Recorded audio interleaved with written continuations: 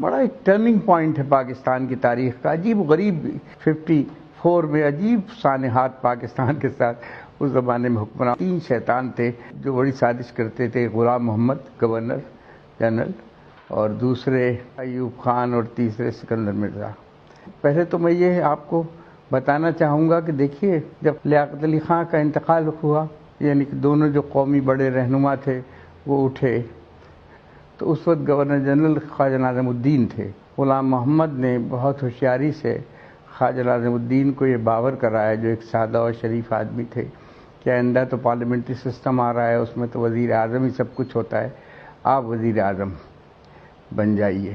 اور وہ خود گورنر جنرل بن گیا، کیونکہ یہ جانتا تھا کہ 1935 کے گورنمنٹ آف انڈیا ایکٹ کے تحت سارے اختیارات جو ہیں، سارے اختیارات گورنر جنرل ہوتا ہے. اس طرح بیوروکریسی کا ایک نمائندہ جو تھا وہ بڑے ٹاپ پر جا کر 1935 کے گورنمنٹ آف انڈیا ایکٹ کے اختیارات کے ساتھ وہ بیٹھ گیا جا کر، اور اس نے بڑی سازشیں کی اس پورے پیریڈ کے اندر. تو 1954 میں سب سے پہلے تو اس نے خواجہ ناظم الدین کی حکومت کو ڈسمس کیا، جو کہ پارلیمنٹ میں اپنا بجٹ منظور کرا چکی ہے. یعنی بجٹ منظور کرانے کے معنی ووٹ آف کانفیڈنس انہوں نے حاصل کر لیا. اس کو ڈسمس کیا اس گورنمنٹ کو، اور امریکہ سے محمد علی بوگرا کو بلا کر انہیں پرائم منسٹر کے عہدے پر فائز کر دیا. 1954 میں جو پہلا کام محمد علی بوگرا نے کیا وہ یہ کیا کہ معاہدہ بغداد میں پاکستان کی شمولیت تیار کر دی. یعنی ہماری آزادی کو جو تھا وہ امریکہ کے ہاتھ گروی رکھ دیا گیا. اور نہ صرف آزادی کو ہماری گروی رکھا گیا، بلکہ اس ریجن میں ہمیں فرائض دیے گئے کہ ہم امریکہ کے مفادات، فوجی نوعیت کے مفادات، اقتصادی مفادات، سیاسی مفاد کے لیے کام کریں. اور اس کے ساتھ ہی دوسری بات یہ تھی کہ ایڈ آنا شروع ہوئی. آپ کو یاد ہوگا اس سے پہلے تو تصور اکانومی کے تھا کہ انڈیپینڈنٹ اکانومی ہونا چاہیے یا خود کفیل ہونا چاہیے، اپنے پیروں پر کھڑے ہونا چاہیے، یہ تصور چل رہا تھا. لیکن اس کے بعد جو تصور ہے وہ ڈیپینڈنٹ اکانومی کا. تو خوب گندم وندم آیا پاکستان کے اندر، اور ایسا نظر آتا تھا کہ جیسے کہ اس گندم ہی سے سب لوگ خوشحال و ترقی یافتہ بن جائیں گے. تو اس کے ساتھ گھن بھی آیا جو ہماری نہ صرف اقتصادیات کو کھا گیا، بلکہ یہ گھن جو تھا وہ ہماری آزادی کی روح کو بھی چٹ کر گیا. یہ جو سارا گھن تھا، تو یہ سانیہ وقوع پذیر ہوا. پھر آپ یہ دیکھیے کہ 1 یونٹ کا 22 نومبر مجھے یاد پڑتا ہے، اگر آپ چیک کر لیجئے گا کہ 22 نومبر 1954 کو انہوں نے اناؤنسمنٹ 1 یونٹ کا اناؤنسمنٹ کیا. 1 یونٹ کے اناؤنسمنٹ کے معنی کہ جو صوبائی حکومتیں تھیں یہاں کی، یعنی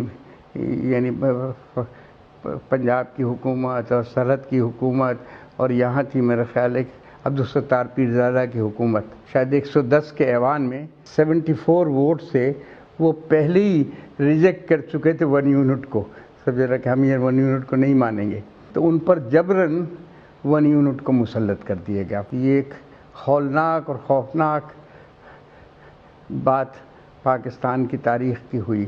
اور آپ کو ایک اور بات بتاؤں گا میں کہ جب یہ 1 یونٹ میں بلوچستان کو ضم کیا گیا پنجاب کے ساتھ، تو بلوچستان میں بہت خوفناک بغاوت ہوئی تھی. اور اس زمانے میں سردار زرکزئی کی قیادت میں بہت سے ان کے بیٹے اور ان کے قبائل پہاڑوں میں چلے گئے تھے. پھر اس وقت پاکستان کی آرمی 1 سال ان سے لڑتی رہی اور انہیں شکست نہیں دے سکی. تو پھر ان کو یہ وعدہ کیا کہ آپ نیچے اتر آئیں، قرآن پر لکھ کے دیا گیا، اور وہ واپس آئے تو ان 7 لوگوں کو پھانسی دے دے گی. اس وقت سے بلوچستان میں بھی نفرت کے بیج بو دیے گئے کہ جہاں چاہیں وہ اسے ضم کر دیں، جب چاہیں اس کی صوبائی خود مختاری کو پامال کر دیں. تو بلوچوں کی جو صوبائی خود مختاری کے حق تھا یا بلوچوں کا قومی حقوق کا حق تھا، وہ اس کو پامال کیا گیا بری طریقے سے. تو یہ بہت خوفناک رزلٹ ہمارے یہاں ثابت ہوئے. پھر آپ یہ دیکھیے کہ 1954 میں ایسٹ پاکستان میں ایک جگتو فرنٹ بنا، سب پارٹیوں کا متحدہ محاذ بنا، اور اس نے جو الیکشن ہوئے 309 کی اسمبلی کے اندر 237 سیٹوں کی مسلم لیگ کو بالکل ٹوٹلی شکست فاش دے دی، اور حالت سے ہوئی کہ صرف 10 سیٹیں مسلم لیگ کے پاس آئیں۔ لیکن اس اسکندر مرزا کو یہاں سے بھیجا گیا، اسی غلام محمد نے بھیجا انہیں، اور اس کا نتیجہ یہ نکلا کہ اس نے وہاں جا کر جگتو فرنٹ کی حکومت کو توڑ دیا، یعنی AK فضل الحق کی حکومت کو اس نے توڑا، لوگوں کو گرفتار کیا گیا، لوگوں کے ساتھ ظالمانہ رویہ رکھا گیا، جیلوں میں تمام جگتو فرنٹ کے کارکنوں اور لیڈروں کو یعنی بھر دیا گیا۔ تو یہ اسکندر مرزا کی کارروائی وہاں ہوئی، اور اس کی وجہ سے پھر پہلی دفعہ ان کو یہ احساس ہوا کہ ویسٹ پاکستان سے آ کر ہم پر اپنا فیصلہ مسلط کرتے ہیں، اور ہمارے پاپولر موومنٹ کو اور پاپولر اتحاد کو اس طریقے سے پارا پارا کرتے ہیں اور توڑتے ہیں۔ تو وہاں بھی ایک نفرت کے بیج بوئے گئے اس کے اندر۔ ریپیٹ کرتا ہوں میں کہ فوجی معاہدے کیے، والنٹری پیرٹی کے ذریعے سے نفرتوں کے بیج بوئے گئے۔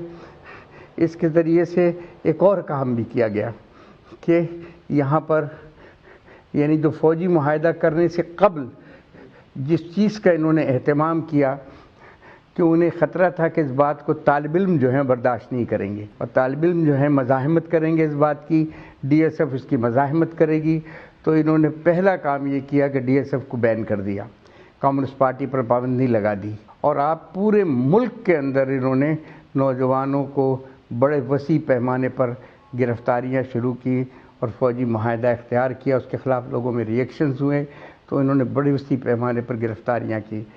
تو DSF کو بین اس لیے کیا گیا تھا کہ DSF مزاحمت کر رہی تھی، اور نتیجہ آپ یہ دیکھیے کہ یہاں حسن ناصر گرفتار ہوئے، بڑے شخصیت تھے اپنے وقت کی، یہاں اس زمانے میں طفیل عباس تھے، وہ گرفتار ہوئے، منہاج برنا وہ گرفتار ہوئے، جمال نقوی اس میں گرفتار ہوئے، ایرک رحیم اس کے اندر گرفتار ہوئے، اور بے شمار پولیٹیکل ورکرز کو سے جیلیں بھر دی گئیں اٹھا کر۔